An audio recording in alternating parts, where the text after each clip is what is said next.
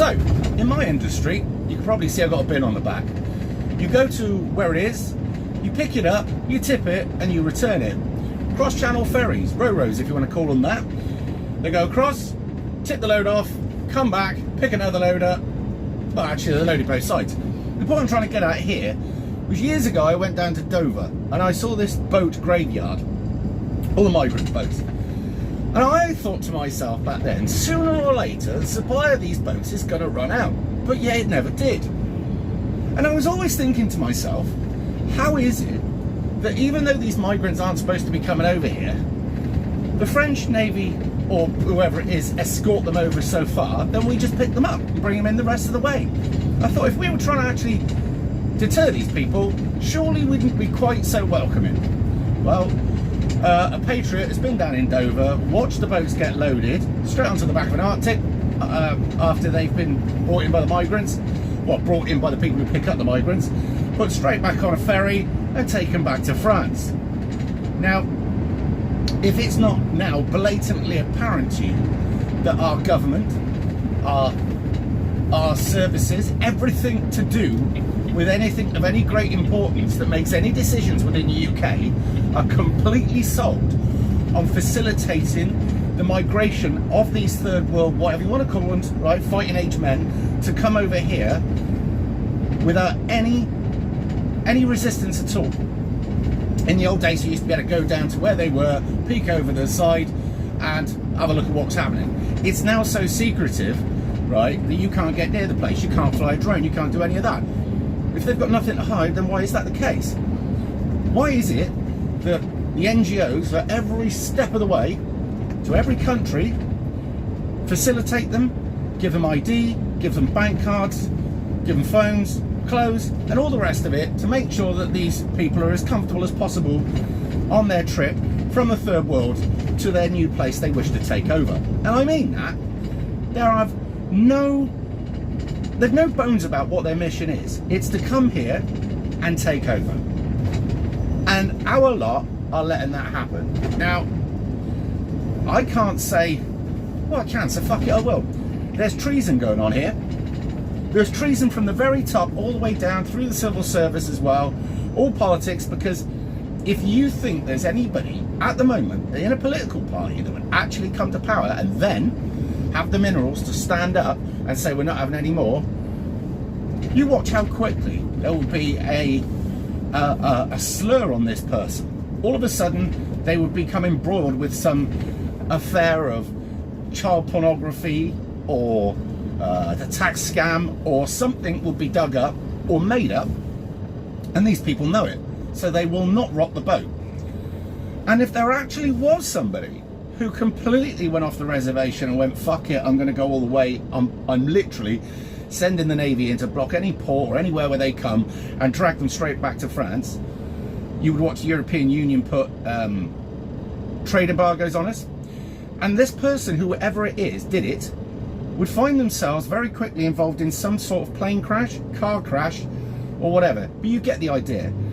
There hasn't been anybody that I can think of that's gone against the system successfully and lived. I mean, even people who are in a third world that go against the system. I mean, look how many attacks there were to kill Castro, and he managed to survive somehow. Kennedy, he went against them, murdered, right? There have been other leaders who were perceived to be good, third world and others, that have tried to do their best, and well, they met with a very, very bad ending. All right. So the only people that can actually do this is us. Do not expect a political solution. The only way it's going to happen, and it's funny that, because the actual, I digress here for 2 seconds. We always wanted people to get on over in Northern Ireland. The Troubles, nobody truly wanted the death and destruction that went on. The end result to what the violent campaigns were, people still believe in, but they'd rather it happen without the violence. Now, these two sides didn't get on for different reasons, all right? Some did, some didn't. But it's amazing now how inviting the third world into their country and fucking their country up hard has made these two come together better than any political system by the Brits could have ever done, or even by the Irish. And over here, while they're trying to make us all hate each other, which at the moment they're not doing too bad, right? Once we actually realise that it's the state that's trying to fuck us, I mean, if you look at it, they've tried killing us with medication, they've tried doing all sorts of different things, and they want to take all our freedoms away and they want to destroy our country. When everybody gets it, and I am talking about the average sausage, right? They will work together. All right, they'll be squabbling and stuff, but they will work together. And believe you and me, we will have much better planning and organisation of how to deal with such situations, and I mean that in a legal sense, right, than any third world or any government. Two reasons. The third world over there aren't best known for their doctors, not doctors, because they do actually make doctors, although they're fuck-ups, right? They're not best known for their group intelligence, all right? Sorry, it's a fact, right? And the thing is with the state is because they're so utterly disconnected from the population that they won't be able to think like us. Yeah, there'll be infiltration and stuff like that, but eventually we will win because they won't be able to predict us. And you can use all the technology in the world, it won't change that the power is with the population as long as they come together, and they'll have to for their own protection. That's how it is. You think about how many people are in power and you work out the number up against the population, then you look at all the armed forces that we could possibly get together at any one time over here, and then you look at what number they accrue, then you can put the police with them as well, all right? And I'm just simply saying that if everybody came out, and I'm going to say now protest, that's what I mean, protest. If everybody came out around the same time, they wouldn't have the resources to even tell you off. They just simply wouldn't. But that's just my thinking, what do I know? Anyway, I hope you're all doing well. But the video is floating around of a bloke, I think he's got an electric bike, otherwise that bloke can pedal fast without being out of breath. And he goes down and he's videoed it, it's on Faceache. I should imagine it's on YouTube as well. I don't know how long it'll stay up, because obviously it's going against the narrative. But it was always a question I had. How do they keep getting hold of these boats? And the simple answer is this.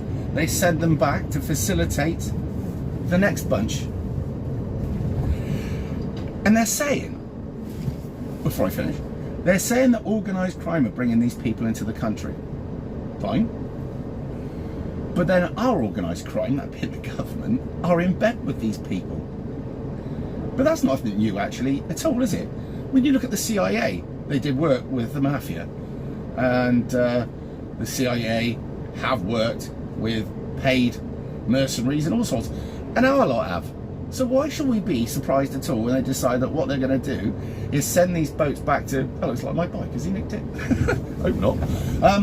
Why should we be surprised when our government are in bed with criminals that organise the downfall of our country for profit? Anyway, I hope you're all doing well, and I'll see you in a bit.